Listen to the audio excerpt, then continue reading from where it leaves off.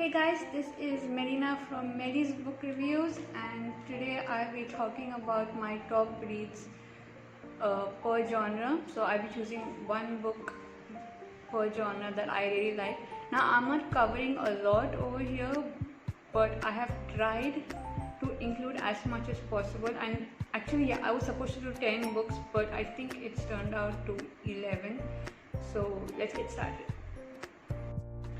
Okay, so the first book that I've chosen is a fantasy novel, but I mainly chose it because it's a fairy tale retelling and I love fairy tale retellings, and that's A Coat of Thorns and Roses by Sarah J. Maas. I love the whole series. Everybody knows I already love the whole series, and the first book is a retelling of Beauty and the Beast, and it's probably one of the best retellings that I have come across because it's not a direct retelling of Beauty and the Beast, but instead just includes certain elements of it that gives it that extra oomph that is needed. It also gave us a lot of great characters with a lot of personality, a lot of background development, and the plot in itself over the course of the 4 books that we already have is pretty good. What this book is about is we have the main protagonist, Farah, who thinks she's killed a wolf while she goes on hunting, but apparently she ends up killing someone from the spring court, and as punishment she's taken to the spring court by Tamlin, who is the main protagonist of this part of the book. So just like Beauty and the Beast, how Belle was captured by the Beast because of her, not captured by the Beast, because Belle was imprisoned by the Beast because of her father's wrongdoings. Farah is imprisoned by Tamlin in the spring court because in his eyes what she did was wrong, and in punishment she has to stay with him now. And just like the Beauty and the Beast, she grows to fall in love with him, and the story just goes on from there. The next book that I've chosen as my top read is a graphic novel called Pumpkinheads by Rainbow Rowell.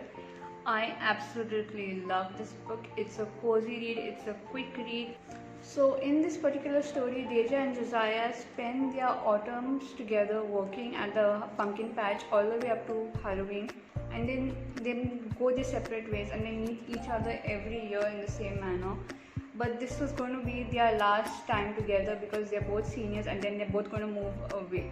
So the story is basically what they do on their last adventure and how it all goes on. What I really loved about this book is not only does it have a lot of representation, it portrays a girl that's not skinny, and I happen to love it because I connected with her and I absolutely loved her because of that. So that's why I really loved Deja in this book. The next book is the first book in the Truly Devious series, which is known as Truly Devious.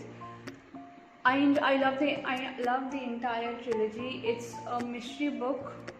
Stevie Bell gets a chance to go to Ellingham Academy because she is chosen for her skill set or her smartness, and every aspect of connecting the past and the present is what made this book really interesting for me.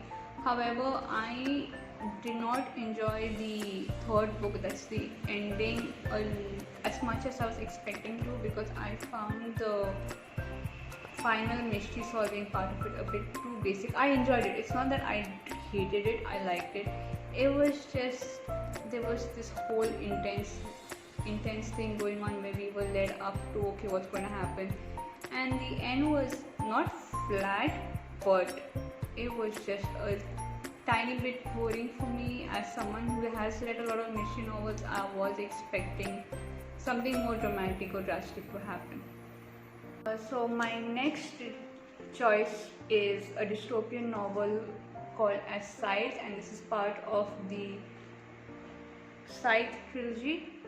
So in this story, Citra and Rowan are chosen to be apprentice scythes, but because of the way that the killings happen, or the way that they have to pick people to be killed, makes Rowan and Citra a bit skeptical about becoming scythes. It's a terrifying job, so they have to stick together and find out a way to get through this and if they do realize that if they do get chosen to become sides, there's a big burden on their shoulders. I've read the first and second book and I absolutely love it. I still have to finish the third book in this trilogy that's called The Toll, and I talked about it in my October TBR video, so I hopefully will be finishing the third book in the trilogy in this month. So the next book is a non-fiction book known as Ikigai, and this is a really interesting book, since Ikigai basically is a book that helps you find what you really want to do in life and what's the reason you really need to get out of bed in the morning.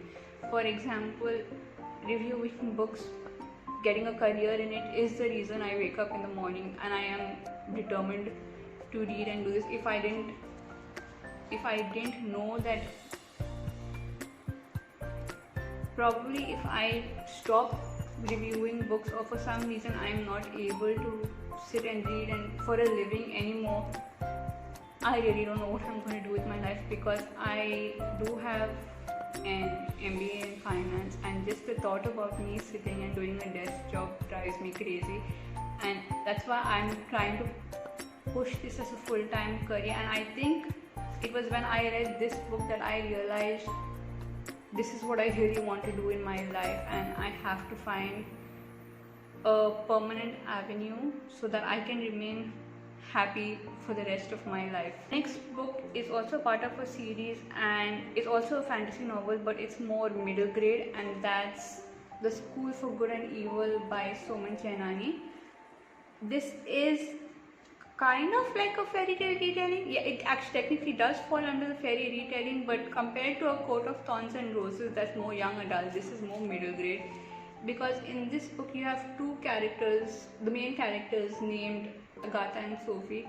Sophie's always wanted to go for the school for good, where girls and guys are treated like princes. They are thought to be princes and princesses, and Agatha has always imagined that if she gets chosen to go to the school for good and evil, she would be in the school for evil because she has more of a dark and brooding life.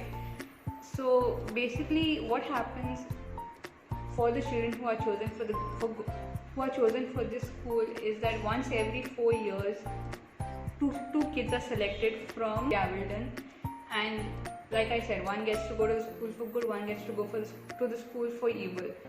But there's a bit of a twist in this book, as things don't go on as they've expected, and I think that was what got me hooked on this book in the first place, was because what if, it's like hell and heaven. You expect to go to hell and then you end up going to heaven. It's kind of like that, and it was really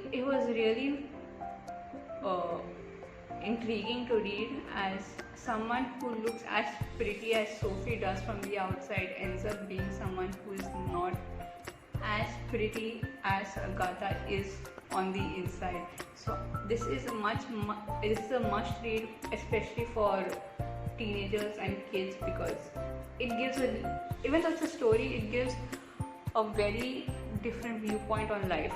So this is definitely a must read, especially if your children are getting into books. So the next book that I've picked is a romance novel, and it's Red, White and Royal Blue by Casey McQuiston. Did I say the name right? Yeah. So this book is amazing. Okay, it's a feel-good book. You're going to fall in love with it. You're going to fall in love with the characters. This is an enemies to lovers kind of story, and it's one of my favorite tropes. That's what made me interested in it. And not only that, it's that the way the story is told is very, very, very, very, very romantic and very cute, and just makes you fall in love with it. And I actually have no more words to say, because it was just such a good read, and I am so happy. You can see from the smile on my face, just thinking about the story makes me really happy. I don't know, it's just one of those books that you hope turn out good, and it does turn out good. And when it does turn out good, you just feel this immense amount of joy in your heart. So my next choice is one of my favorite books, not from this year but from last year, and I still recommend it to people, and that's Neverword Wake. These are one of the first books I read when I got on Bookstagram, and I am so glad I did because I read this in one sitting. It was that good. This book revolves around a bunch of friends, and the main character's name is B, and she hasn't spoken to her best friends ever since the death of her boyfriend. And there's one particular night where they almost meet in an accident.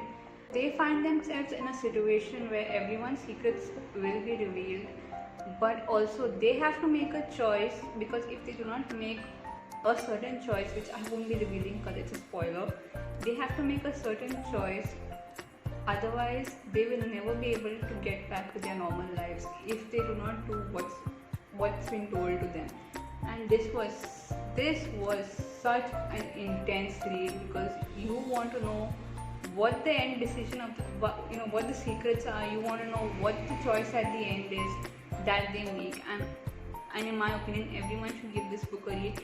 It's not like a high functioning psychological thriller where you won't be able to figure out certain stuff, but it's the way the book is written, it's still worth the read. So my next choice is a science fiction novel called Bastion Awakens by Christopher M. Knight. Now, I'm not a huge fan of sci-fi, as many people know, but this book is so good. We've got two main characters. We've got Taref and we've got Elia. Taref's a harvester, and while he's a harvester of methane, and while he's harvesting methane, one day he comes across something that would change his life forever, and that's when we come across Elia, who is a weightless. Elia has to live up to certain expectations that everyone holds up for her, since she is the genetic reprint of a hero or a catalyst, and she is not exactly the person that is the hero, but she is just someone who is made to be just like her and is designed to be just like her. So it's an interesting story when these two come together to go on an adventure of a lifetime, and this is definitely a must read. It's a pretty thick book, as you can see. It was quite a long read, but it is totally worth it. My next choice is a memoir that was written by Leigh Robshaw, and it's called You Had Me at Hola. She is an Australian who went to Latin America to backpack, but ended up living there for 3 years instead of the 3 months that she initially wanted to. That's because she ended up meeting someone who made her want to be there instead of go back home. And this is basically her story of her journey, what happened, how that led to her finding herself because of the love she gave for someone else, and maybe everything didn't work out the way she planned. So it's a really somewhat emotional story to read, because you feel for the author and you can just feel her heart pouring through the book when she talks about what happened, and you just want her to be happy. So I would highly recommend everyone reading this book. So I was supposed to do 10 books, but I decided to do 11, and that's because I really wanted to include this book in my top reads, and that is Six of Crows. So just like many of my other top reads, this comes under fantasy, but it's also a story based on a heist. So if you're someone that's into genres like heist, this is a definite must read. I also enjoyed it because of the amount of adventure and thrill that was involved in it. The heist gave it that extra element of, are they going to do it, what's going to happen. And if you've read my review of Six of Crows, you know that I love Kaz. I have fallen in love with him. He has this dark thing about him, but you can also see the amount of love that he has in him. And not only that, the way the author has written this book is pretty interesting, since you are introduced to this new universe. This is the first book that I have read of this world. I still have to get to Shadow and Bone. I will be getting to that soon enough. I have all the 3 books. I think it's right there somewhere. I think yeah, it's right over there. I will be getting to it soon, but once I finish with Crooked Kingdom, that's the second part of this book. But yeah, I would definitely recommend giving this book a try. So yeah, that's what I consider my top reads. I've tried to include as many genres as possible. If I didn't try to do that, there would probably be a lot more fantasy and a lot less of the other genres. I hope you guys enjoyed, and I will see you next time when I will be doing what's in my book bag video, which was suggested to me by Candida, and because she's such a great friend of mine, I decided let's just do it. So thank you, and I will see you next time.